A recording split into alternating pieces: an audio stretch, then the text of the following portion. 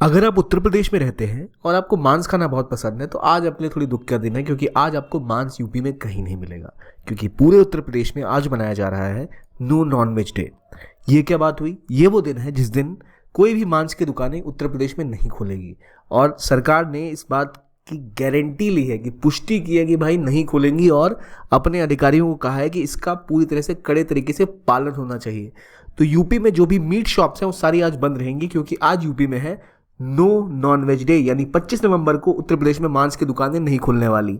और क्या वजह है कि गवर्नमेंट ने ये डिसीजन लिया, क्यों हो रहा है ये, और क्या है इसके पीछे की सच्चाई, आइए डिस्कस करते हैं। वेलकम टू ज्ञान कोश।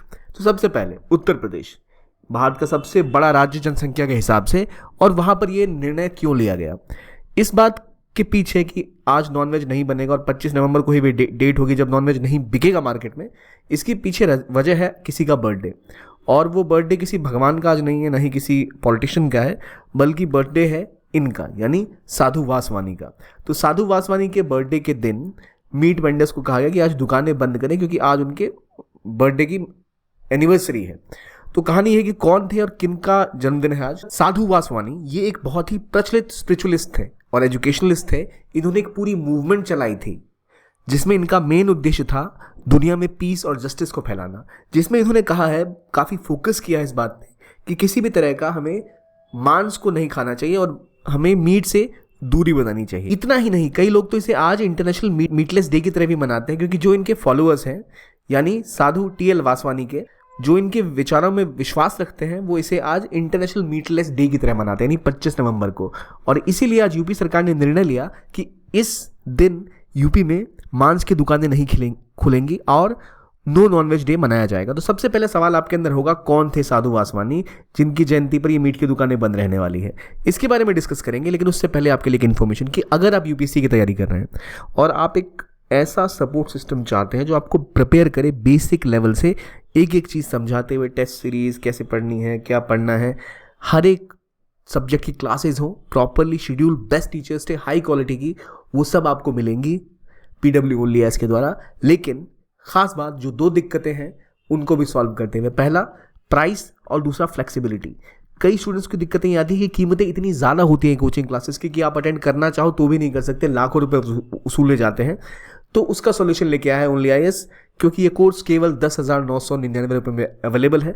दूसरा फ्लेक्सिबिलिटीज़, अगर कोचिंग अच्छी भी है, एडमिशन मिल भी जाए, ज़रूरत भी है, तो कैसे पढ़ें? दिल्ली जाके रहना पड़ेगा, बड़े शहरों में जाके रहना पड़ेगा, संभव नहीं है। आप काम कर रहे हो, कुछ भी कर रहे हो, कैसे होगा ये सब? कॉलेज में हो तो इसकी फ्लेक्सिबिलिटी ये है कि ऑनलाइन है और आपको अपने हिसाब से ऑप्शन मिलता है पढ़ने का। प्लस क्वालिटी के साथ कोई कॉम्प्रोमाइज़ नहीं किया जा रहा, और आपको एक पूरा शेड्यूल, रन टाइम सब मिलेगा, कैसे पढ़ना है, कहाँ पढ़ना है, एक प्रॉपर आपको मोटिवेशन मिलेगी। चलो भाई ये क्लास खत्म हुई, वो क्लासेस बाकी हैं, आपको पूरा एक सिस्टम मिलेगा इस बैच के अंदर। तो बहुत अच्छी अपॉर्चुनिटी है आपके पास ज्वाइन करने की क्लासेस। तो अगर आप 2025 के अटेम्प्ट की तैयारी कर रहे हैं तो ये फाउंडेशन बैच आपकी प्रिपरेशन को एक नई उड़ान देगा। इसके लिंक आपको हमारे कमेंट सेक्शन में पिन मिल जाएंगे या फिर डिस्क्रिप्शन बॉक्स में भी मिल जाएंगे, वहां से आप जाके इसे ज्वाइन कर सकते हैं। एज अ बिगिनर अगर आप यूपीएससी प्रिपरेशन में ऐसी क्लासेस चाहते हैं जो आपको प्रिपेयर करे, पूरे विंग्स दे, तो ये है आपके लिए मौका। Do join the UPSC foundation course Titan and संकल्प, जो आपको इंग्लिश और इंग्लिश दोनों में उपलब्ध है। अब दोबारा आते हैं हमारे टॉपिक के ऊपर। साधु वासवानी, इनकी 144वीं बर्थ एनिवर्सरी है आज, और इनके जो फॉलोअर्स हैं वो दुनिया भर में फैले हुए हैं। असल में जब से इन्होंने अपने मिशन को लेकर ये आगे बढ़े तो उन्होंने पूरा फोकस इस बात पे किया कैसे दुनिया में शांति और जस्टिस हो। यहाँ तक कि जब वर्ल्ड रिलीजन कॉन्फ्रेंस हुई थी तो वो भी इंडिया की तरफ से वहाँ गए थे, और इनके कई सारे अनुयायी जो हैं, कई सारे जो इनके फॉलोअर्स हैं, वो सिंध प्रोविंस से आते हैं जो भी पाकिस्तान में है। तो उसके बाद आज़ादी के बाद, पार्टीशन के बाद ये इंडिया आ गए थे और यहाँ पर इन्होंने अपनी मुहिम जारी रखी थी।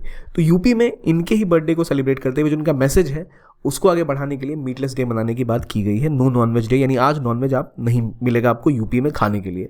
क्या यूपी में केवल इस दिन ही नॉनवेज अलाउड नहीं होता है, कोई और भी दिन है? तो असल में यूपी इनके अलावा 3 और दिनों पर नो नॉनवेज डे मनाता है।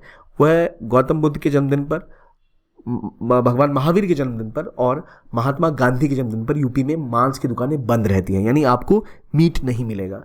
इसके अलावा एक और दिन है जहां पर ये शुरू किया जा चुका है, वो है महाशिवरात्रि। रिसेंटली भी गवर्नमेंट ने डायरेक्शन दिया था कि महाशिवरात्रि के दिन मांस की दुकानें पूरी यूपी में बंद रहेंगी। अब जब मांस खाने की बात आती है, मांस की रोक पे बात आती है, तो सवाल ये उठता है, क्या ये प्रकृति के लिए अच्छा है? क्योंकि जो हम बाकी नॉर्मली दिन देखते हैं वो तो चलो रिलीजियस कारण से आपने मांस को बंद किया। लेकिन क्या साधु वासवानी जैसे जो लीडर्स हैं, इनके लिए अगर आप ऐसा करते हैं तो क्या वजह है इसके पीछे? तो देखिए, एक लॉजिक ये है कि मांस बहुत ज़्यादा क्लाइमेट चेंज में योगदान देता है और इसकी वजह से पोल्यूशन बहुत ज़्यादा फैलता है, कार्बन उत्सर्जन बहुत ज़्यादा होता है। तो कह सकते हैं कि ये ज़रूरी भी है एक तरह से कि हम मांस को थोड़ा कम यूज़ करें। लेकिन एक इंसान की फ्रीडम का भी सवाल आता है। अब जैसे हम बात करें पहले साधु वासवानी की, तो इनका जो एक प्रोमिनेंट मिशन था, इनका मीरा आंदोलन स्टार्ट किया था इन्होंने, जो एजुकेशन पर और जीवन को संयमित तरीके से जीने के ऊपर फोकस करता था। तो उसी को फोकस करते हुए आज आपने ये दिन बना लिया कि हमें नॉनवेज नहीं खाना, यूपी में नहीं खाना चाहिए। लेकिन क्या इसके पीछे कोई साइंटिफिक लॉजिक भी है कि जो नॉनवेज है वो दिक्कतें बढ़ाता है? तो कई सारे ऐसे आर्टिकल्स आपको मिल जाएंगे, रिसर्च पेपर्स मिल जाएंगे जो क्लियरली बताते हैं कि मीट ईटिंग की वजह से क्लाइमेट पे दुष्प्रभाव पड़ता है, हमारी सेहत पे इसका दुष्प्रभाव पड़ता है। ऐसा कुछ पुख्ता हमें देखने को तो नहीं मिलता, लेकिन हाँ, क्लाइमेट चेंज में तो बहुत ज़्यादा प्रभाव इसका है, क्योंकि जो फार्मिंग होती है ना एग्रीकल्चर की, क्योंकि नॉर्मली हम जो मांस खाते हैं वो तो छोटे मोटे उद्योगों से बनते हैं, छोटे मोटे किसान उसको रखते हैं। लेकिन अमेरिका और यूरोप में बड़े बड़े पैस्चर लैंड्स होते हैं, बड़ी मात्रा में उत्सर्जन होता है कार्बन का जब मांस के लिए जानवरों को पाला जाता है। तो मांसाहार कम करने से क्लाइमेट चेंज पे बदलाव ज़रूर होता है, लेकिन इंसानी हेल्थ पे इसके बुरे प्रभाव को ऐसा हमें ठोस सबूत नहीं मिलता।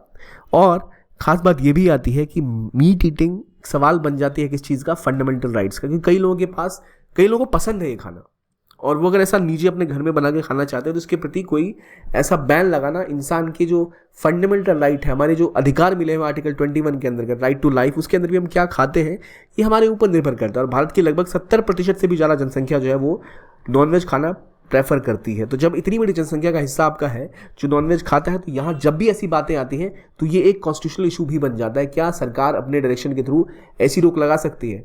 तो सुप्रीम कोर्ट ने एक वर्डिक्ट और दिया था हाई कोर्ट के अलावा कि पब्लिक हेल्थ को देखते हुए, पब्लिक हेल्थ और किस केस में अगर आपको ऑर्डर की भी बात करें तो वहाँ की जब बात आती है तो आप इसको रेगुलेट कर सकते हो। तो यहाँ तो पहले जो 3 धार्मिक इवेंट्स हैं, इसमें 2 धार्मिक इवेंट है, या कह सकते हैं महाशिवरात्रि को भी मिला लें, तो धार्मिक दिवस होता है उस दिन लोगों की जो भावनाएं हैं उसको आहत ना करते हुए इसको बैन किया जाता है। महात्मा गांधी के विशेष जन्मदिन विशेष रूप से भी ये किया जाता है। लेकिन ये जो कदम इस बार उठाया है यूपी गवर्नमेंट ने, इस पर कुछ सवाल ज़रूर उठ सकते हैं, लेकिन ये एक पहल है कि देश में और दुनिया भर में जो है हम ऑलरेडी मीट ईटिंग कम करना चाहते हैं तो उसके ऊपर उठाया गया कदम है। अब रिसेंटली हम देख रहे हैं कि कई देशों में कई ऐसी टेक्नोलॉजीज डेवलप हो रही है जहाँ पर ऑर्गेनिक मीट डेवलप किया जाएगा, प्लांट बेस्ड मीट, जो मीट की तरह ही टेस्ट करेगा लेकिन उसमें कोई ऐसा कार्बन उत्सर्जन नहीं होगा। फिर बात आती है रिलीजियस बिलीफ की कि शायद जानवरों की हत्या करने से उनके साथ इनजस्टिस होता है, एनिमल राइट्स की बात आती है।